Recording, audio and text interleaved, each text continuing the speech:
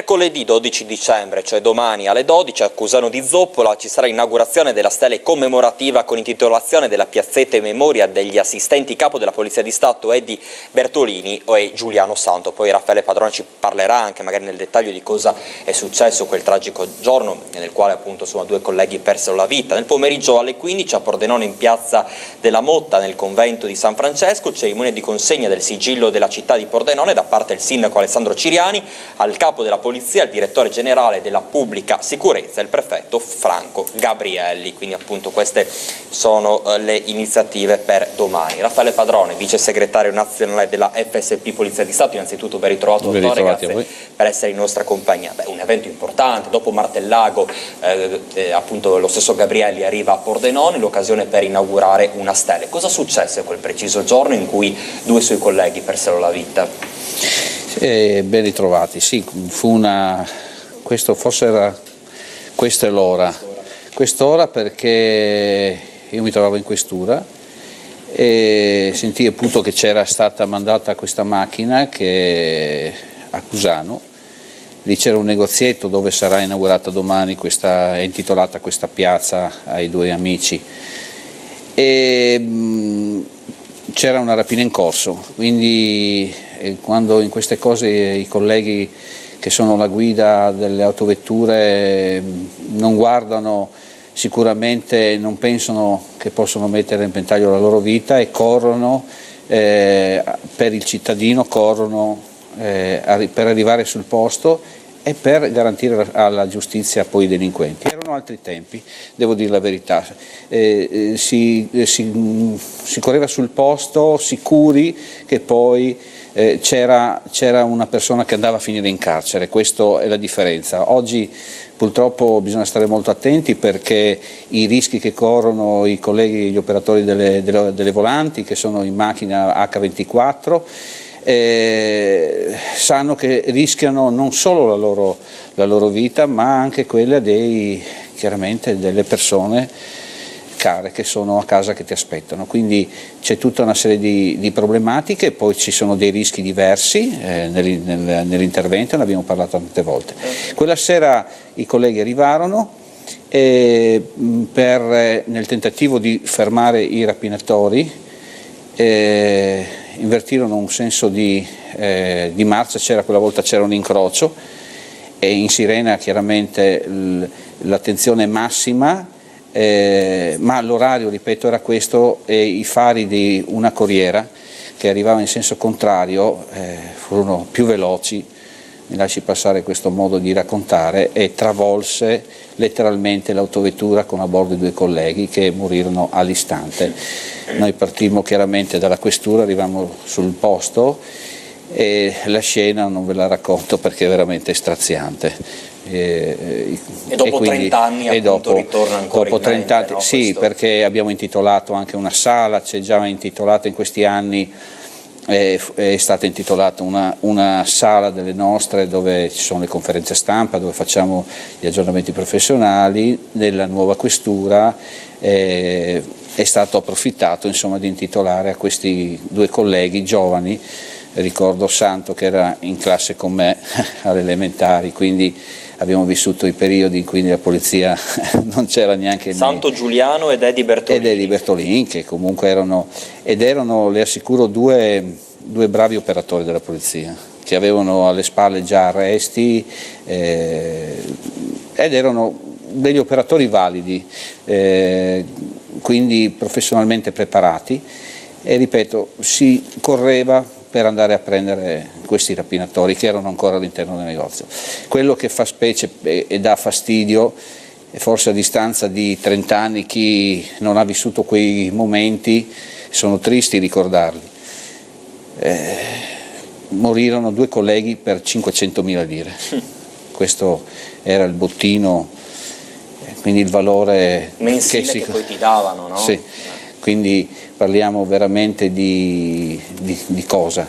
Il rischio che corrono gli operatori delle volanti, di chi sta in strada, è ammirevole. Tante volte la gente magari ci accusa anche di arrivare tardi. Oggi io segnalavo questo numero unico una volta era più veloce, sicuramente, perché era più tempestiva, era un contatto diretto con la sala operativa, con l'operatore. Il 112 carabinieri oggi quante volte l'ho criticato? Perché l'ho criticato perché già a Roma, stando negli ambienti romani,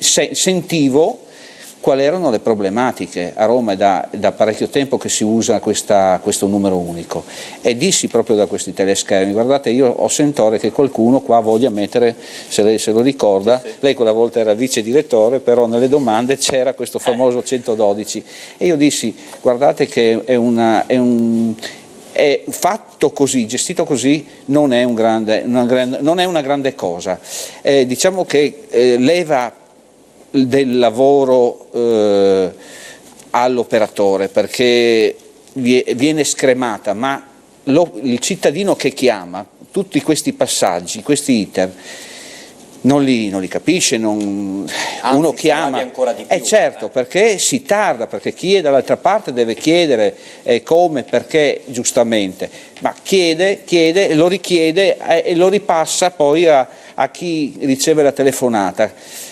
È successo anche ultimamente in un altro negozio che il titolare mi ha detto: ma mi avevano detto i carabinieri di chiamarmi, io ho fatto il 112, poi questi non sapevano più niente, non mi sono accorto che il numero non era quello dei carabinieri di Pordenone, ma era di una sala operativa, quindi tutto un iter che invece di migliorare ha complicato. Sì, ha complicato, ecco, non ha peggiorato, ma ha complicato. Il governatore Riccardi è stata quella proprio di migliorare in toto il sistema. Ma io spero che si possa mettere mano anche a questa cosa, che si possa mettere mano anche a questo discorso nella nostra regione, visto che poi è una fase tra virgolette sperimentale, cioè non è che tutte le regioni hanno questo numero, quindi se il nostro governatore e la giunta vogliono mettere mano a questa cosa, non è che fanno una cosa che non gradisce sicuramente l'80% dei cittadini. Ecco, senta dottore, prima parlava di questi due colleghi, due eroi, li chiamiamo così. Sì, due eroi. Nel luogo della rapina, dove si era appunto consumata una rapina, persero la vita. Oggi c'è stata una rapina improvvisa. Abbiamo sentito prima al Penny Market, e poi c'era stato appunto questo furto con destrezza al Sirene Blu di Saccino. Ci sono tanti episodi di microcriminalità anche nella nostra provincia. Ma è un pensiero da parte degli operatori delle forze dell'ordine, soprattutto in questo particolare periodo dell'anno, qual è? Beh, noi abbiamo detto e diciamo sempre, io lo dico, lo ripeto, attenzione, perché questi periodi sono periodi particolari. Se lei si ricorda, anni fa c'erano un sacco di rapine che partivano da novembre a dicembre, d'altronde è il periodo dove la gente percepisce, chi ancora può permetterselo, una tredicesima, e quindi l'aumento sicuramente di denaro c'è.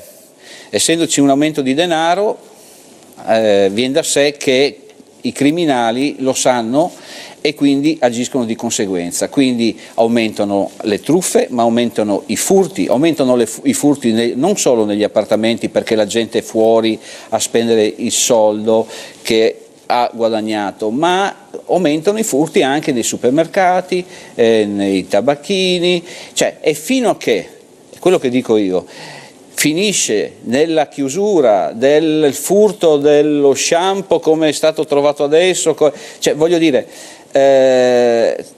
tra virgolette tutto va bene, ma quando a rispondere poi ci sono i clienti, gli stessi commessi che magari reagiscono, ecco, non reagite, perché non sappiamo mai chi abbiamo davanti, quindi se è finta lasciatelo fare alle forze dell'ordine, tanto i negozi purtroppo, diciamolo, sono assicurati per quello, però dà fastidio. Allora possiamo parlare di legittima difesa, no, dà fastidio, come il discorso è un tasto dolente, perché a casa tua ti entrano in casa e tu non puoi reagire, se reagisci finisci in aula di tribunale, in più devi risarcire il danno a chi ha commesso il reato. Questo dà fastidio, è un argomento che lascio chiaramente gestire alla politica, però attenzione che se ci scappa poi il morto nella reazione diventa veramente problematica. Quindi io dico che purtroppo attenzione adesso in questo periodo veramente, ripeto, alle truffe, soprattutto ai danni degli anziani, e soprattutto attenzione nei negozi, attenzione nelle proprie abitazioni, perché ho sentito anche prima la scusa è sempre quella, arrivano due, ma è chiaro che vanno dalle persone anziane, quindi agli anziani diciamo non aprite, un'altra volta non aprite a nessuno, la polizia non vi suona il campanello, e se avete pensate che siano veri poliziotti o veri carabinieri, chiamate, ecco, chiamate per avere una conferma, ma da là a dire mi faccia vedere i soldi che sono infetti e poi quello fa il giro. Attenzione, lo fanno però nelle case degli anziani, direttore, non lo fanno a casa sua, a casa mia, cioè ben vengano, se vengono a casa mia a chiedermi mi faccia vedere i soldi se ce li ho, ma se mi fanno vedere i soldi infetti poi magari qualcuno si infetta veramente, e bisogna stare attenti a queste cose. Ma gli estremi rimedio. Sì, andremo a rispondere anche noi di eccesso di legittima difesa, come ormai i poliziotti devono fare. Bene. Io ringrazio come sempre il dottor Raffaele Padrone, vice segretario. Prego, anche perché so che lei conosceva una persona di cui abbiamo dato anche notizie, che purtroppo è scomparso. Grazie. So che voleva fare anche delle Sì, io volevo unirmi al Vediamo se Maurizio al dolore. Ci fa vedere anche la foto dell'imprenditore morto, non sapevo il di questa. dal Ben. Vediamo così. Ecco, purtroppo Mario ci ha lasciato, è triste dirlo perché ieri sera l'avevo visto, era all'ospedale, non stava molto bene ed era un signore, perché sì, a parte un grosso imprenditore, perché ha lavorato per anni, forse non si è goduto neanche la sua pensione, perché credo che sia arrivato adesso ai 60 anni Mario, quindi un grosso lavoratore e una bontà unica, e soprattutto anche nelle sue sponsorizzazioni. Io che correvo con una squadra sponsorizzata direttamente da lui, quindi cosa devo dirle? È una persona che nel mondo imprenditoriale pordenonese lascia un grande vuoto, perché signori così non ce ne sono più, i vecchi paroni, diciamo noi in Veneto, no? Ecco. Quindi Mario, e ancora ti saluto, l'ho fatto ieri sera che eri ancora in vita, figuriamoci stamattina quando ci hanno detto che è rivolato su, e un abbraccio chiaramente alla famiglia e alla signora. Ci uniamo sicuramente alle parole di Raffaele Padrone, che ringrazio, vice segretario nazionale della FSP Polizia di Stato. Vedo che c'è l'ospite anche a Udine, allora andiamo con Omar Costantini.